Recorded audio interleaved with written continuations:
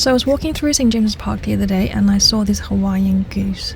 Last year I saw a pair of them, so last summer a year ago, but this time I only saw one of them. I don't know if because this is the male and the mom is somewhere nesting. I'll keep an eye out. And you can also see a greylag in the corner, and I believe that's a common pochard on the right.